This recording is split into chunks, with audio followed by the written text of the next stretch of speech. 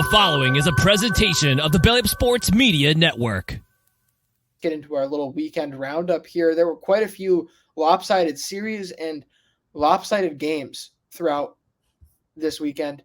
Brandon, which beating was worst this weekend? I'm going to take one where maybe the stats don't necessarily show that it was the worst, but I really want to talk about this team. How about the Pirates sweeping the Reds in 4 games? The Reds only combine for 6 runs across those 4 games. Really bad showing from Cincinnati. But how about these Pittsburgh Pirates, LJ? Most wins in the National League right now with 16. And so most wins in the National League. A plus 25 run differential, which for Pittsburgh, I can't remember the last time they were positive at any point during the season. They won 7 in a row, LJ. Pitching so good. And yeah, sure, you might be saying, okay, well, they just beat up on the Reds. LJ, this is a team that is 4-2 against teams that are above 500 right now and is 9-4 on the road. I was saying the other day, you play good on the road, it makes things a lot easier for you during those home games. So not good for the Reds, who have dropped 6 in a row and fall to last in the NL Central. But how about the Pirates right now? Best win percentage in the National League in 16-7. Yeah, and it's legit. We're not talking about the best team in the National League. We're talking about the second best team in baseball. We're talking about the 5th best run differential in baseball, I believe. And they're just rolling.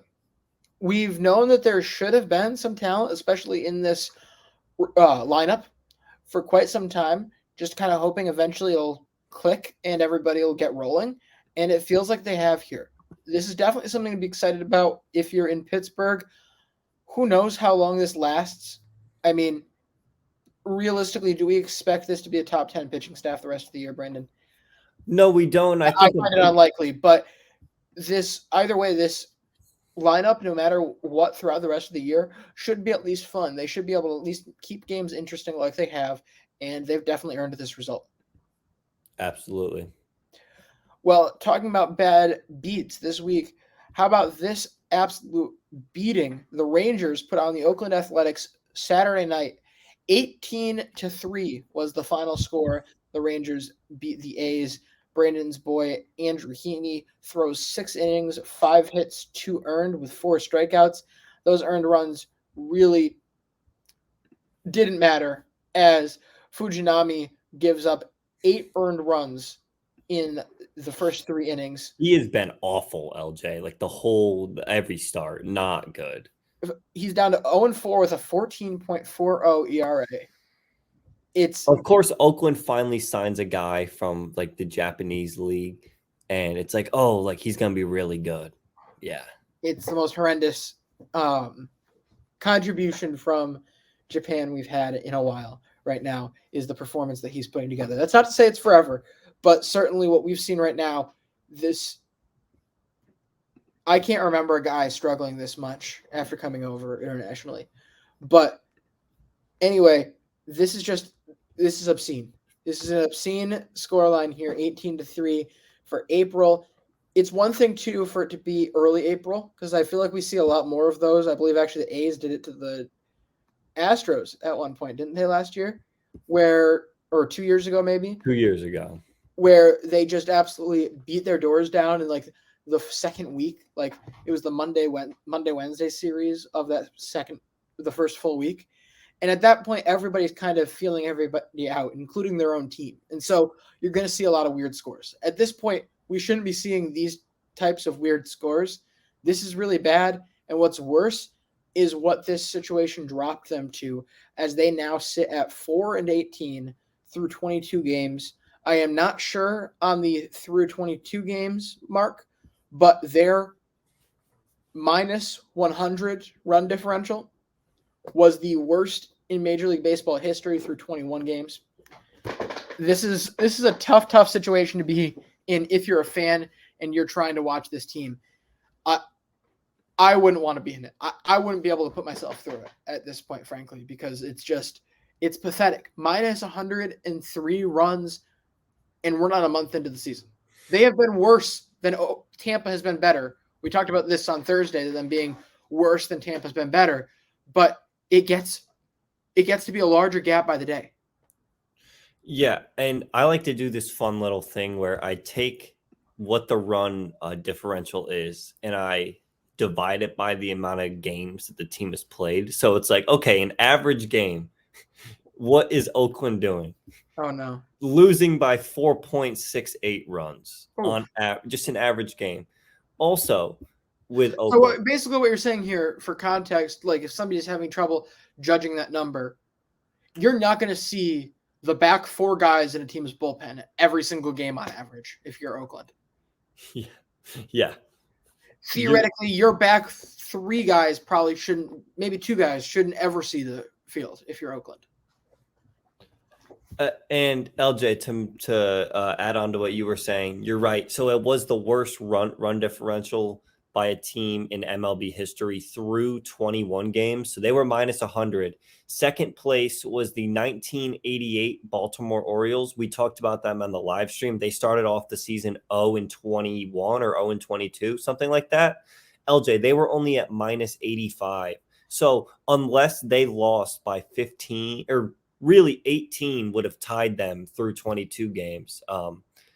Oakland is it's going to be worse through 22, 23, probably all the way up to 30 if the stretch keeps going like this. They have a chance. Now, worst run differential ever is going to be really tough because there was some of those teams in the 20s and 30s that like they were owned by the same owner that owned another team. They were just trading away everyone. It was really bad. But what have they done differently here? No, fair enough. But I mean, like this was like, when the talent gap was much, much wider compared to what it is now. That is a great point, though.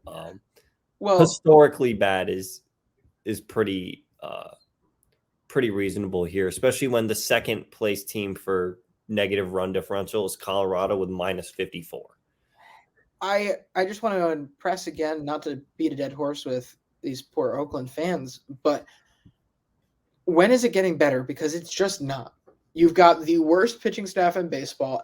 I think at this point, we talk about sample size, but at least current form and by talent level, this is the worst pitching staff in baseball. They're backing it up with the worst starter ERA, the worst reliever ERA, the worst starter and reliever whip, split obviously together, but also split. Both of these. They're also the worst in terms of walk percentage on both and hits from. They're giving up the most hits from their starters and home runs from their starters in the entire league so far. And so I'll add on to this by throwing out the idea, okay, they got to luck into a couple here that'll turn this tide around and they'll eventually, reel things back in and get adding up. Next thing you know, not be looking at such a bad position. But let's say we get a Kyle Muller gem. Honestly, I think he's probably the most, maybe JP Sears. No, Mason Miller is going to be him. I'm telling you, LJ. Mason Miller, buy stock into him. He looked really good the other day. Was pumping over 100 multiple times in his outing. Big Mason Miller guy right here. You're gonna have to cut that clip, Brandon.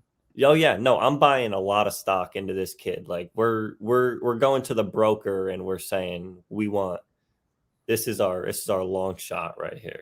Love straight cash, homie. But let's say Kyle Muller, Mason Miller, you probably have to string a couple of these guys together to get into that situation. Let's say they throw an absolute gem. They do, 7-8 innings, 1 earned. Are we sure? It feels like a crapshoot that if they get that gem, they're going to succeed on it. Like, it almost feels like, how the Mets used to, just take the day off every time that Jacob deGrom was on the mound? Yeah. It feels like that type of situation with Oakland, except it's every single pitcher. That's how this offense is kind of operating. I don't think that they could step up in that situation.